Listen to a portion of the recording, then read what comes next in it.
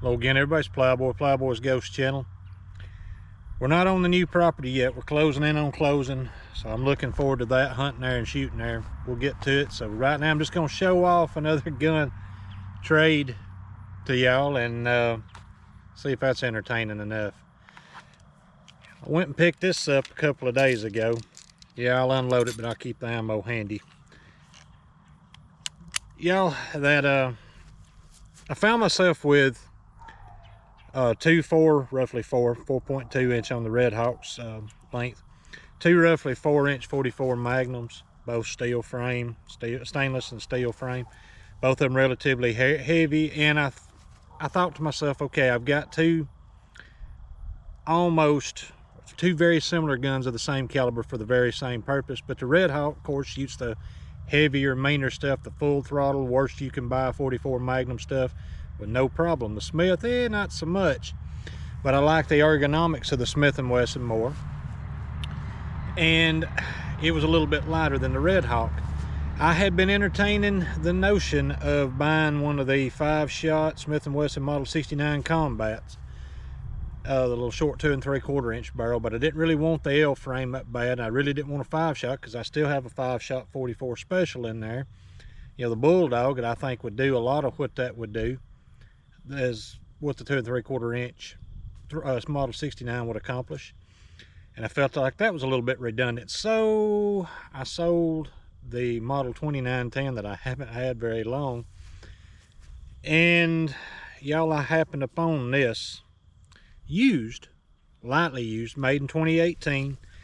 The story is, this is the Model 329 PD Airlight 44 Magnum, of course, 4 1/8 inch barrel. Story is, it was an older gentleman that owned this, that he had it in a safe for a few years, finally decided to get out and put a few 44 Magnum rounds through it. Halfway through a cylinder, for a total of 3 shots, he unloaded it and carried it up there to this gun shop where I bought it and put it on consignment. I bet we've heard of stories like that before. 3 shots for 44 Magnum and this 25 point something ounce gun, and y'all, this sucker's light. I mean, it's barely just a few more ounces than my unloaded much smaller Bulldog, 5-shot Bulldog. It's amazing to me how light this gun is. Now, before anyone brings up the concerns with, you know, durability, you know, these are known for the little blast shield that's under there that they've got, and I don't know if y'all can see that or not. The little blast shield under there right around the top strap for flame cutting. They've got one that's replaceable, and Smith & Wesson's supposed to replace them forevermore, according to what I've been told. And depending on what powder you use, you may end up needing one in 1,000 or 2,000 rounds. You might need one, and they pay shipping both ways. And I've been hearing of less than 2-week turnarounds from Smith & Wesson on that, but I'm not really worried about that so much. And that was with H110 and little gun, Winchester 296 and H110 and little gun powder. And I don't have to use that. The load that I want to use in this, what I've got this for, is for a carryable 44 Magnum 6-shot for self-defense. Not so much for critter defense, not that we have anything around here that this won't take care of, because we do. But I have the Red Hawk should I feel the need for the Plus P Plus. I don't have to have Plus P Plus on a day-to-day basis carrying it around, and I don't really want the weight of the Red Hawk so much carrying it around. So enter this and consider keeping, you know, full throttle 240 grain, or, you know, up to near the Keith load with the Keith bullet that I load 21 grains now. I've backed it down from 22.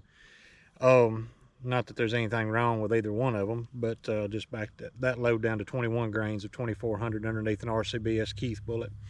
I can run that in this all day long, no problem. I can run my 310 grain load in this, no problem. But since that Keith bullet load that I'm running is using 2400 powder, and the 240 grain hollow point load that I load is using 2400 powder, and from what I've read, 2400 powder is much less erosive to that little shield there, then I'm just going to run that. I may never shoot 500 rounds out of this gun. I didn't get this for a range toy, which I ain't shooting much anyway, but I'll get it sighted in, and I'll put a few rounds through it every now and then over the long haul. But this I got for a carry gun, and I feel much better about that. 329 PD, for y'all probably all pretty familiar with it. This came in the box with a beautiful wood grip too. It looks to me like a Altamont grip, and it probably is.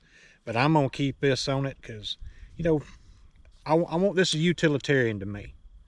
You know, I want something that's securely in my hand. And this grip, that's one thing I can tell you. I don't know how cushy it's gonna be, but it's secure in my hand. I feel like I've got a good firm purchase on this gun, and it's not going nowhere.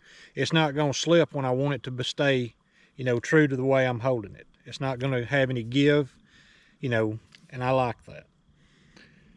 I would kind of prefer a green fiber optic front sight, so I may change that out from the factory reddish orange, red. And y'all, it's got a little V-notch rear sight. I think I would like the U-notch, the square notch, wide outlined Smith & Wesson sight like they put on the 29 Classic, and I think on the 629. So I may change out that blade, and I may change out the color of the front sight. I don't know. That's about all I'm going to do to this gun other than put a spring kit in it.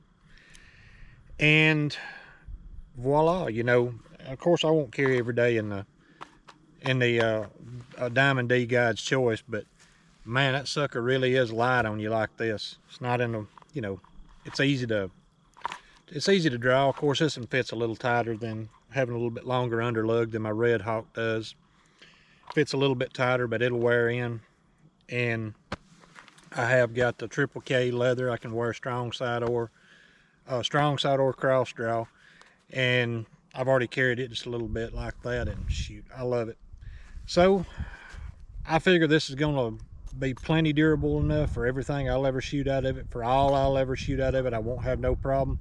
And if I ever do, if I keep it long enough to have any erosion on the blast shield above the forcing cone, then it'll get a 2 or 3 week trip to Smith & Wesson and back, let them deal with it.